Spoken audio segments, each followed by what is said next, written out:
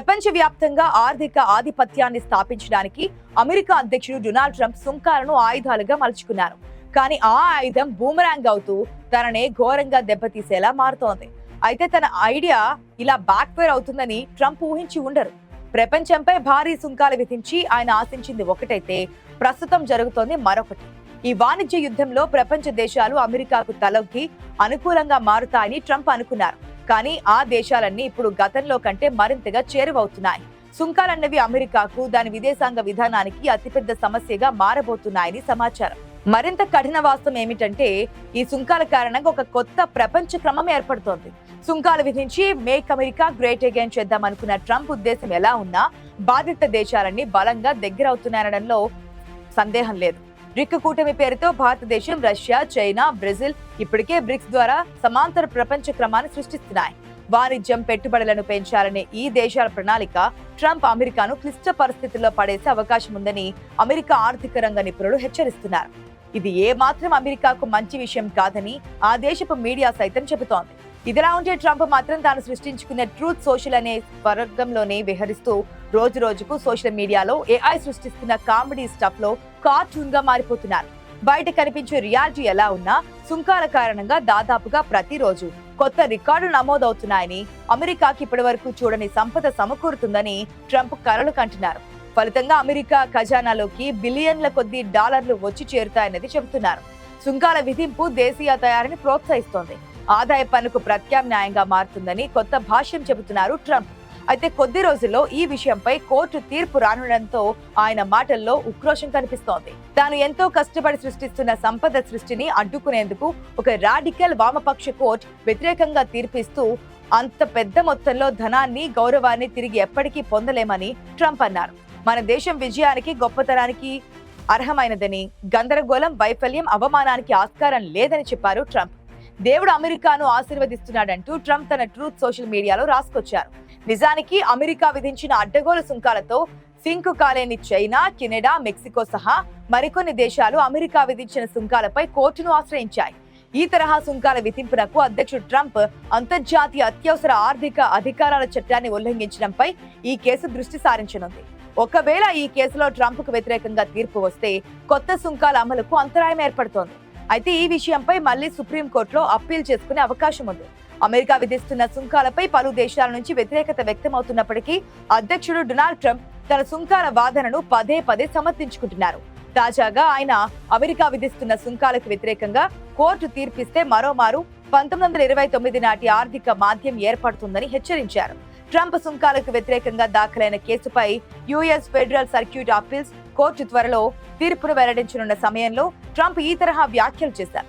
1929లో తలెత్తిన మహామాంద్యం ఆధునిక చరిత్రలో తీవ్రమైన ఆర్థిక మాంద్యాలలో ఒకటి. ఇది యునైటెడ్ స్టేట్స్ లో ప్రారంభమై ప్రపంచ వ్యాప్తంగా విస్తరించింది. పారిశ్రామిక ఉత్పత్తి, ధరలు, వాణిజ్యం గణనీయంగా పడిపోయాయి. లక్షలాది మంది ఉద్యోగాలు కోల్పోయారు. బ్యాంకులు మూతపడ్డాయి. ప్రజలు తీవ్రమైన ఆర్థిక ఇబ్బందులను ఎదుర్కొన్నారు. పేదరికం తాండవించింది. అంతటి మహా విపత్తు మళ్లీ వస్తుందని ఒక రకంగా ట్రంప్ జనాన్ని బ్లాక్మెయిల్ చేస్తున్నారని అంటున్నారు విశ్లేషకులు. ఇన్నాళ్లు మౌనంగా ఉన్న అమెరికా ఆర్థిక రంగ మేధావులు, మీడియా సంస్థల ప్రతినిధులు నేరుగా ట్రంప్ ను విమర్శించడం ప్రారంభించారు. తాజాగా అమెరికన్ ఆర్థికవేత్త John Hopkins university professor Steve Hanke Trump విధానాన్ని నిరసిస్తూ స్పందించారు. ట్రంప్ కట్టుకుంటున్న పేక మెడ కూరడం ఖాయం. ఆయన ఇతర దేశాలతో అవసరం లేని వాణిజ్య యుద్ధాన్ని ప్రారంభించి స్వీయ విధ్వంసానికి పాల్పడుతున్నారని అన్నారు.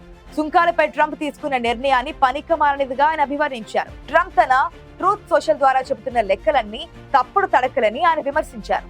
ట్రంప్ కట్టిన పేక మేడ కూలిపోవడం ఖాయమని, సుంకాల కారణంగా ఏర్పడిన ఆర్థిక ప్రకంపనలు ట్రంప్ పేక మేడను కూల్చివేస్తాయని ఆయన తెలిపారు. అమెరికా అధ్యక్షుడు భారత్పై విధించిన సుంకాన్ని 50% పెంచిన నేపథ్యంలో ప్రొఫెసర్ హాంక్ మాట్లాడారు. ఈ సందర్భంగా ఆయన నెపోలియన్ కోట్ చేసిన సలహాను పాటించడం అత్యుత్తమమని అన్నారు. ఇంతకీ నెపోలియన్ ది గ్రేట్ ఏమన్నారంటే, తనను తాను నాశనం చేసుకునే ప్రక్రియలో శత్రువు విషయంలో ఎన్నడూ కల్పించుకోరాదని చెప్పారు. ఇప్పుడు ట్రంప్ తనను తాను నాశనం చేసుకుంటున్నారని తాను భావిస్తున్నారని ప్రొఫెసర్ చెప్పారు. భారత్ విషయానికి వస్తే ప్రధాని మోదీ, విదేశాంగ మంత్రి జయశంకర్ కొద్ది కాలం మౌనంగా వేచి ఉండడం మంచిదని సలహా ఇచ్చారు. జీడీపీ కన్నా అధికంగా అమెరికా ప్రభుత్వం ఖర్చు చేస్తున్న కారణంగా భారీ వాణిజ్య లోటును ఎదుర్కొనక తప్పదని ఆయన తెలిపారు. ఓ కోణంలో ఆయన చెప్పిన నెపోలియన్ సలహా భారత్ విషయంలో నిజమే కానుందని అంటున్నారు పరిశీలకులు.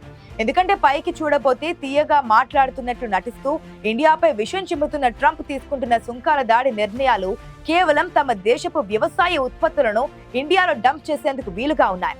ట్రేడ్ డీల్ దిశలో ఇండియాపై ఒత్తిడి క్రియేట్ చేసి లొంగ తీసుకోవడం కోసమే ఇలా చేస్తున్నారని అనిపిస్తోంది. అంతేకాదు బ్రిక్స్ ను అడ్డుకోవడం, రష్యాను ఏకాకిని చేయడం వంటి చాలా వ్యూహాలు కూడా ఉన్నాయి.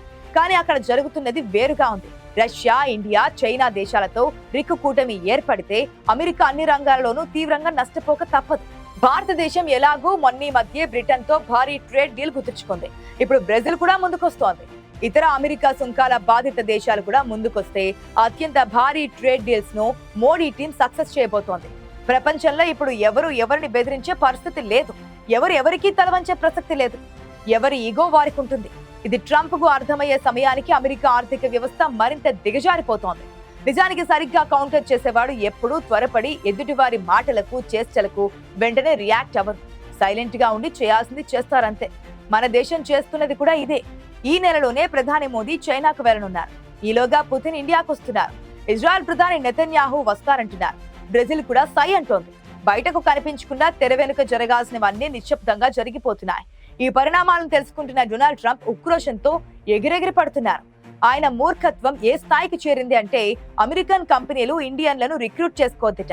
బహుళజాతి సంస్థలు ఇండియా నుంచి దిగుమతులను ఆపేయాలట.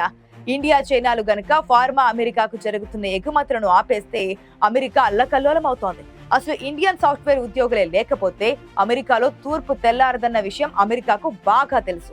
మోదీ మౌనంగా ఉన్నారని అంతా అనుకుంటున్నారు, కానీ చేయాల్సిందంతా చేసేస్తున్నారు. చాలా సింపుల్ గా మోడీ ప్రభుత్వం $3.6 బిలియన్ అమెరికా విమానాల కొనుగోలును పెండింగ్ లో పడేసింది. ఇది ఫస్ట్ రివర్స్ అటాక్ అని చెప్పుకోవచ్చు. అమెరికాకు మన ఎగుమతులు స్తంభిస్తే టెక్స్టైల్స్ వంటి ఎగుమతులకు ఇండియా కొత్త మార్కెట్ వెతుక్కుంటోంది. కొత్త సప్లై చైన్ క్రియేట్ చేస్తోంది. ఈ మార్పులు అమెరికన్ కంపెనీలకే పెద్ద దెబ్బగా మారుతాయి. దాంతో ఆ కంపెనీలే ఇప్పుడు ట్రంప్ మీద ఒత్తిడి మొదలు పెడుతున్నాయి. అయ్యా ట్రంప్ కొంచెం స్లో అని, కానీ కోపం మంచి విచక్షణ కోల్పోయేలా చేస్తోంది. ఆయన తొందరపడి ఏం చేసినా అది అమెరికాకే బ్యాక్ ఫైర్ అవడం ఖాయమని చెబుతున్నారు చాట్ జీపీటీలు.